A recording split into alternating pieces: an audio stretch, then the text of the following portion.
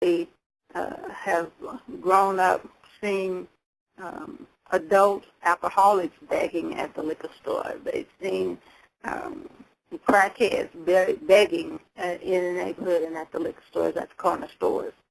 So these children having these negative images, when they drop out of school and they just hanging out in the neighborhood, of course they still get hungry, they still want things. But now they've taken to begging. And you'll hear them, 15, 16-year-olds saying, can I get a quarter? Can I get some change? You buy me this or you buy me that. And so the neighborhood becomes kind of hardened to them as and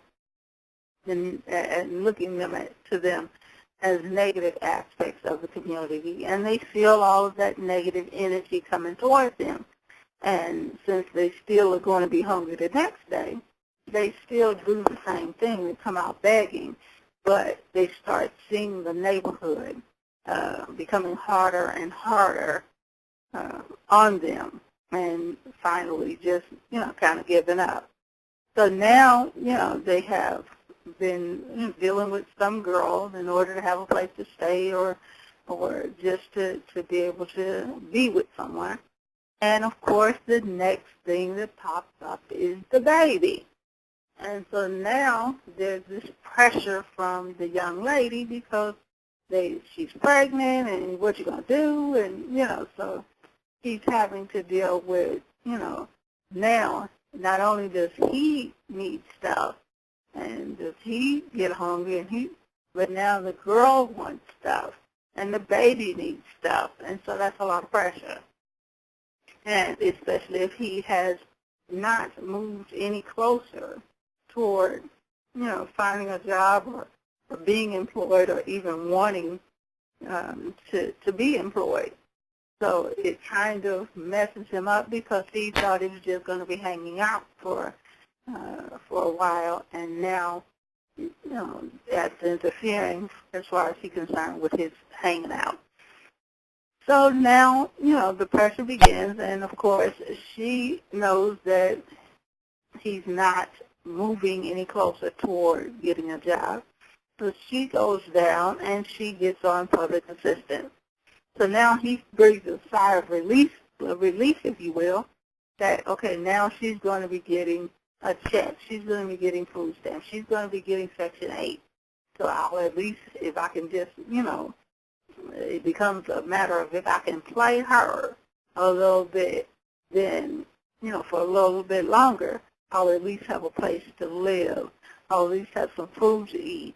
I can at least get a couple of dollars here and there. So he becomes this image of what the guys now see as pimping girls or pimping their girlfriend or whatever. So, even though it's done on a very inferior and low scale, it's still seen in their mind and from, the boasting of other guys as he's doing something that requires skill. He's doing something, good. He's pimping this girl and having a place, to live and money and food. So, this image is put in his mind over and over again that he's this, player, this pimp, and if he can get more than one girl to, to deal with him on that level, then now he's considered by other males to be that player. He's playing this girl, he's playing that girl, he's playing this one over here. And each of them is giving him a few dollars for, the pretense that he's their man. I mean, that, he belongs to them. And most of the girls know that, he's over with another girl whenever he's not around. But it's just all of these things together create a situation where black communities have seen these things build up over the past 4 generations. And there are many things that blacks should have done to stop these things in their tracks. but so many blacks were tricked into focusing on integrating with whites and being acceptable or trying to get to some point where they're acceptable to whites, that they actually lost sight of what was important, which was black children. And so these black children ended up raising themselves because black mothers chose, the wrong black male and ended up having to go to work or whatever, and the children were left to their own devices. So now we are at the point where we know how they got into trouble, so now it has to be corrected. That means that, like I mentioned in the discussion, when we get to the part where we're talking about solutions, if you know how something occurs, how it went wrong, why it's continuing, then you automatically know how to fix it.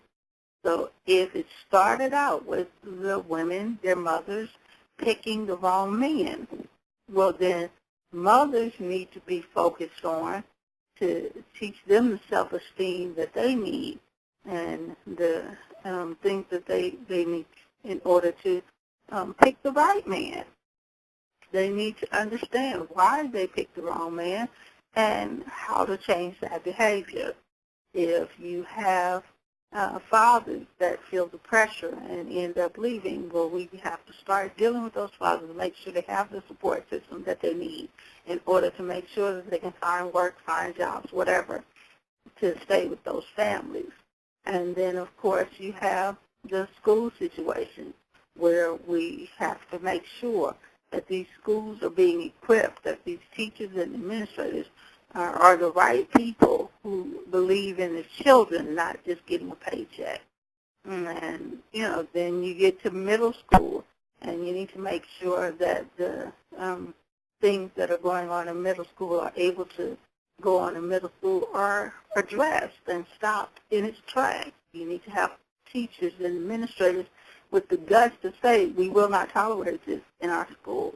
And then by the time they get to high school, if all of that has been in place, then if high school is the same, we will not tolerate this in our high school. This is the pride that we believe in. This is the pride that we accept. This is all we will accept.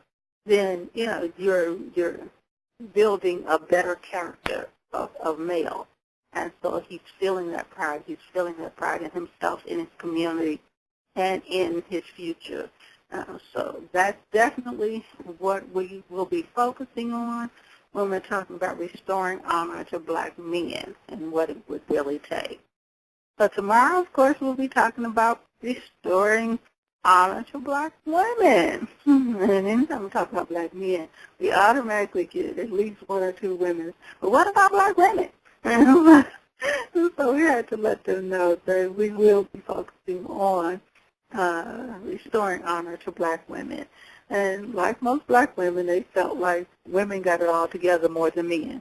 So we're going to go through some of the things that women don't quite have completely together. But we'll definitely talk about that tomorrow and see what we can do about making black women more aware of their situation.